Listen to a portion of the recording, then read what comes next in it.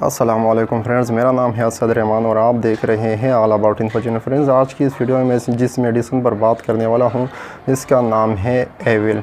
इस टेबलेट को ज़्यादातर लोग आराम के लिए भी इस्तेमाल करते हैं। ये इसके यूजेस में आता है या साइड इफ़ेक्ट में, कुछ देर में आपको इस वीडियो में पता चल जाएगा। तो फ्रेंड्स, इस वीडियो में मैं इसके यूजेस, डोजेस, साइड इफ़ेक्ट और वार्निंग के बारे में आपको बताऊँगा। अगर वीडियो आपको पसंद आए तो वीडियो को लाइक करें, और अगर आप मेरे चैनल पर नए हैं और इसी तरह मज़ीद मेडिसिन के हवाले से वीडियोज़ देखना चाहते हैं तो नीचे दिए गए सब्सक्राइब के बटन पर क्लिक करें और प्रेस करें बेल आइकॉन को, ताकि मेरे हर आने वाली वीडियो की नोटिफिकेशन बर वक्त आपको मिलती रहे। तो चलो दोस्तों, और टाइम ज़ाया किए बगैर आज की वीडियो को शुरू करते हैं। इस टेबलेट का नाम एविल है। इसमें 25 mg और 50 mg की ये टेबलेट आती है। और अगर हम इसके फार्मूला की बात करें तो इसका फार्मूला फेनरामाइन है। लेकिन अगर हम इसकी कंपनी की बात करें तो फ्रेंड्स, ये बहुत अच्छी कंपनी सिनोफी की बनाई गई टेबलेट है। और अगर हम इसके स्ट्रेप की बात करें तो 25 mg की जो स्ट्रिप है, इसके एक बॉक्स में 5 स्ट्रिप होती है और हर स्ट्रिप में 50 टेबलेट्स होती है। मतलब कि पूरे बॉक्स में 250 टेबलेट्स होती है। और अगर हम 50 mg की बात करें तो इसमें भी इसी तरह आती है, लेकिन इसमें 2 स्ट्रिप होती है। एक स्ट्रिप में 50 टेबलेट्स होती है। मतलब कि पूरे बॉक्स में 100 टेबलेट्स होती है।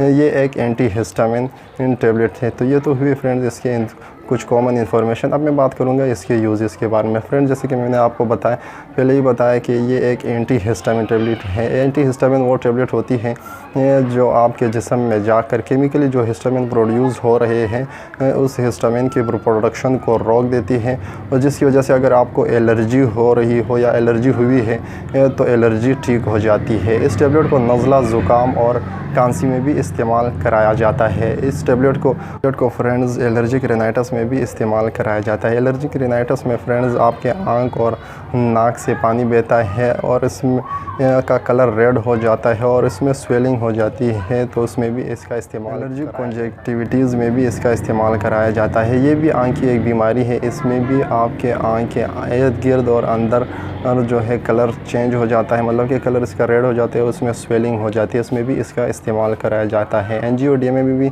इसका इस्तेमाल कराया जाता है और वर्टिगो में भी इस टेबलेट को इस्तेमाल कराया जाता है। तो फ्रेंड्स, ये तो हुई इसके यूजेस। अब मैं बात करूँगा इसके डोजेज के बारे में। तो फ्रेंड्स, इसको आमतौर पर दिन में एक ही टेबलेट इस्तेमाल कराई जाती है, लेकिन कंडीशन को देखकर इसके डोजेज को डबल भी किया जा सकता है। मैं बात करूँगा इसके साइड इफ़ेक्ट के बारे में। तो फ्रेंड्स, इसके साइड इफ़ेक्ट में आपको कॉन्स्टिपेशन हो सकती है, ट्रैकीकार्डिया हो सकता है, मतलब कि आपका हार्ट रेट जो है वो बढ़ सकता है। इसके अलावा आपको नर्वसनेस हो सकती है, आपका माउथ ड्राई हो सकता है, या वोमिटिंग हो सकती है, या आपको इसके अलावा सर में दर्द हो सकता है। तो फ्रेंड्स, ये तो हुए इसके साइड इफ़ेक्ट। अब मैं साइड इफ़ेक्ट में फ्रेंड्स एक और चीज़ मैं ऐड करना चाहूँगा। इसके साइड इफ़ेक्ट में जो कि ज़्यादातर लोग इस टेबलेट को आराम के लिए इस्तेमाल करते हैं, लेकिन ये आराम उनके लिए इस्तेमाल नहीं होती, ये भी इसके साइड इफ़ेक्ट में आता है। अब मैं बात करूँगा इसके वार्निंग के बारे में। तो फिर इस टेबलेट को पेडियाट्रिक्स को भी इस्तेमाल ना करें, और हाई ब्लड प्रेशर वाले पेशेंट को भी इसको इस्तेमाल ना करें, और डायबिटीज़ के पेशेंट भी इस टेबलेट को इस्तेमाल ना करें, और सेंसिटिविटी के पेशेंट इस्तेमाल ना करें।